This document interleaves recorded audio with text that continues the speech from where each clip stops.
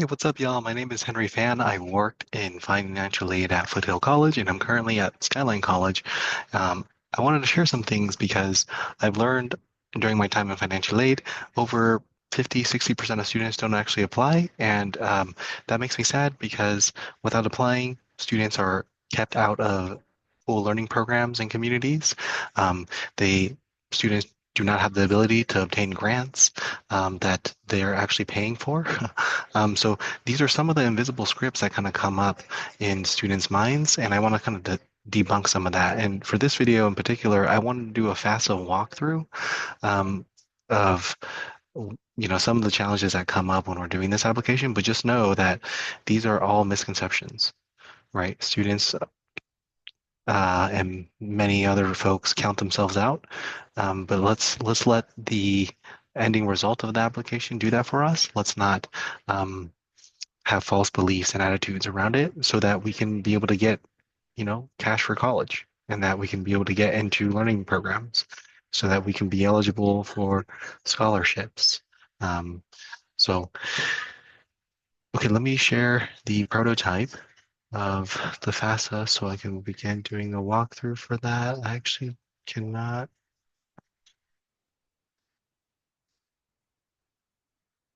Great. So, um, this is the FAFSA website. You can get there by going to the this page right here, studentaid.gov at the very top.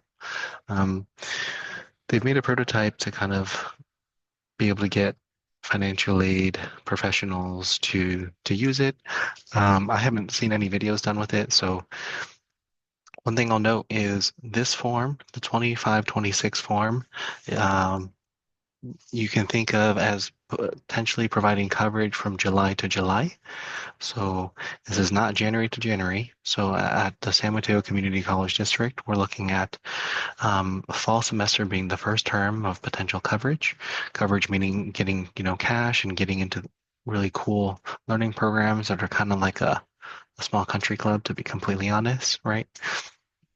Free learning, dedicated learning space, dedicated academic counseling, access to so many cool resources and mentorship opportunities. So again, when we're looking at this form, we're looking at July to July. If you're a student right now who has not received any financial aid, it's worth visiting your financial aid office and seeing what happened there, because sometimes there's requirements at the end of that.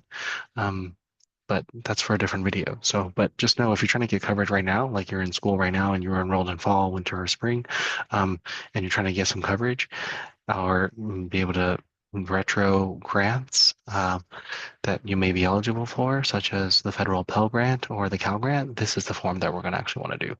So they've simplified this application quite a bit since a few years ago. It used to be over 100 questions. Now we're looking at around 50. And students can actually complete this application within 10 to 15 minutes if all goes well, meaning no technical bugs come up, we enter the correct information, etc. So I'm going to pretend I'm a student. These videos are worth watching if you're motivated to understand what this form is about. For the purposes of our instructional video that I'm creating, we're going to skip through those. So these are kind of pre-filled. This stuff matters, so we definitely want to slow down right when we're entering this stuff. This is done in the account creation process. So when we are trying to log in before starting a form and we do the create account, we want to slow down there and make sure that that stuff is correct, because that can cause delays and is causing delays to many folks. The subtext behind underneath a lot of this bolded title and headings is helpful. So just read through that. It should be pretty self-explanatory. I think if it was California, it would be like if there's another line that says estimate the date in which we've moved to California.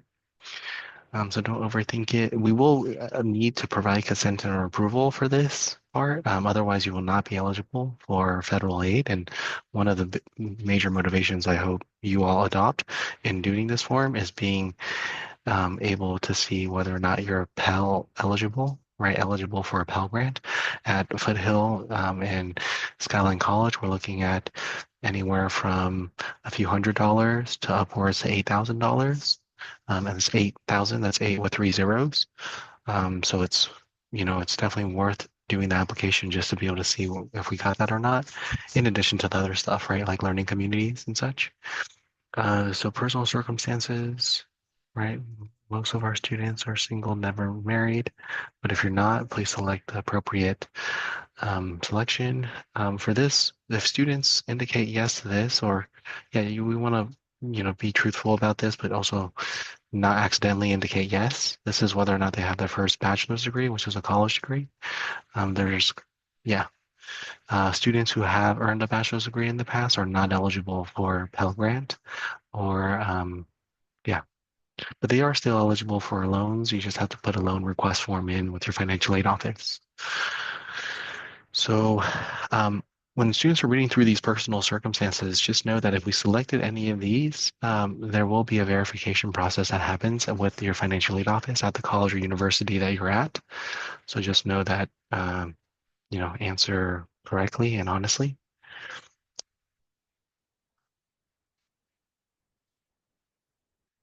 Same with this, right? Like there will be a verification process at the end of this if we are experiencing homelessness or at risk for being homeless. So I'm not sure. So independent students. Let me pull this up. Actually, this is worth many students who um,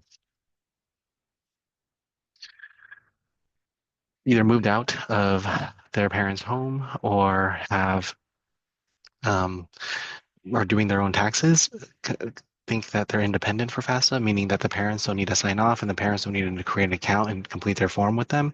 But that's not true. So if you were born before this date for this academic year, right? So when we're trying to get coverage for fall semester or fall quarter, you will be considered independent, and they'll be able to check that when you put in your date of birth, assuming that's correct.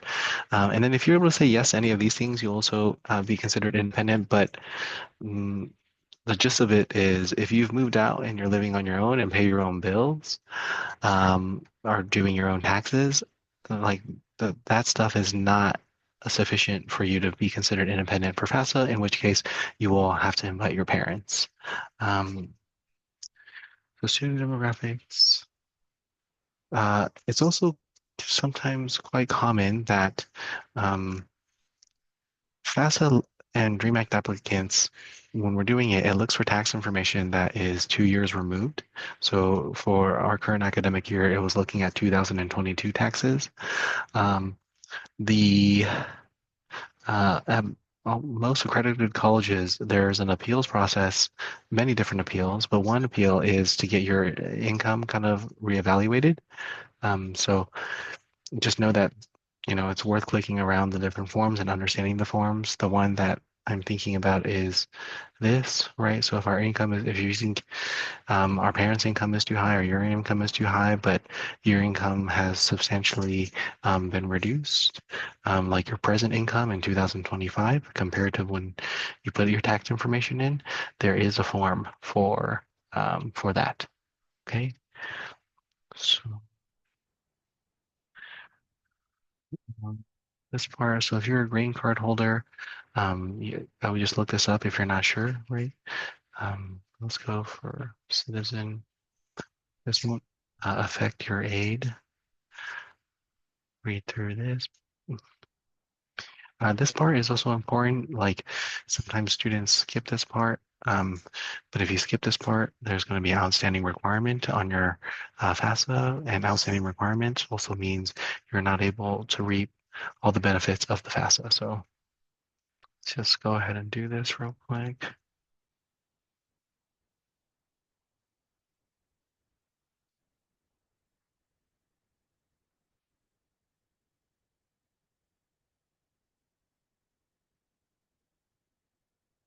It's gonna work. It's not gonna work.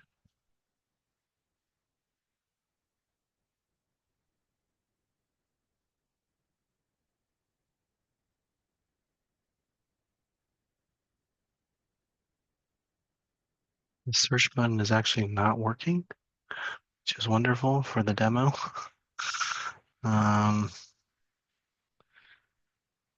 Okay, great. So you'll select the high school that you're at. If you went to a foreign high school, if you graduated high school in a foreign country, um, you would put the letters FC, um, F as in Frank, C as in cat, and then add the school manually like that.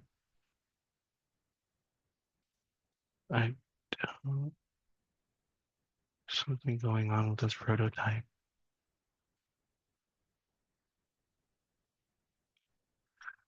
Mm,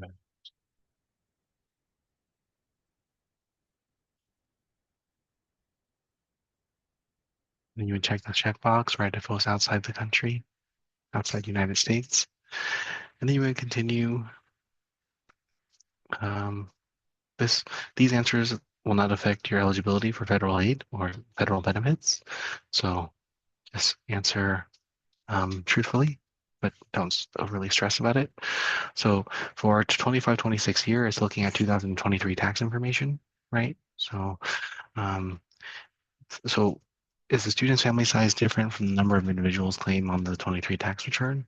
Um, you say no, or if you say yes, you would actually, look through that, enter the number of children or dependents who live with the student or receive more than half their support, right? I would just read through this, okay?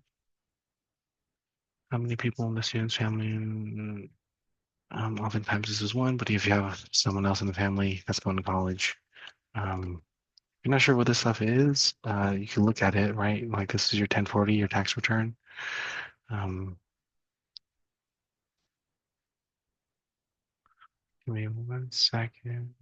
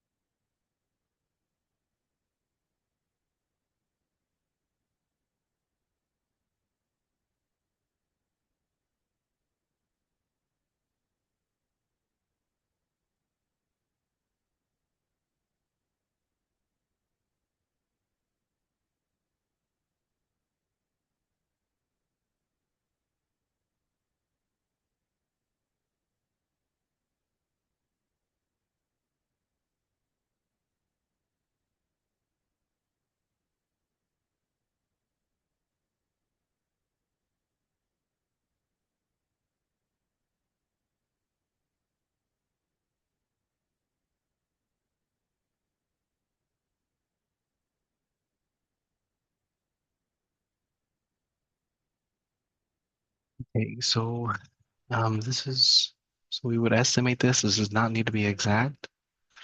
Um, Let me just read the subtext, right? If we're thinking if we're like homeowners or yeah.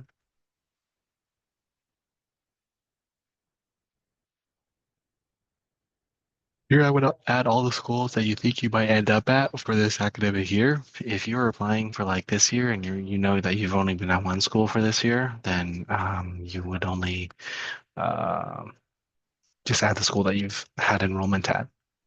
If you're enrolled at multiple schools, um, search feature in this prototype is not working so well.